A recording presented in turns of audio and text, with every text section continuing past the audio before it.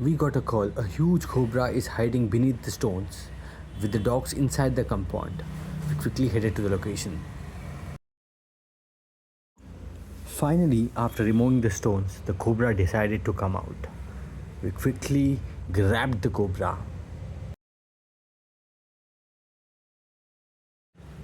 Now, we smoothly took the cobra to the setup of the pipe and bag method.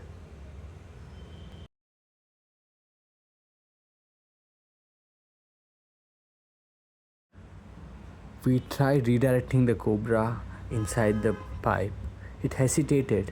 We tried again, but it was not insisting on going inside. We had to keep our patience, and finally, in the third attempt, it decided to go inside the pipe.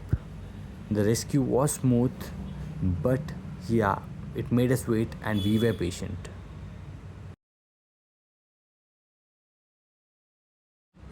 Finally, we bagged it and the rescue was complete.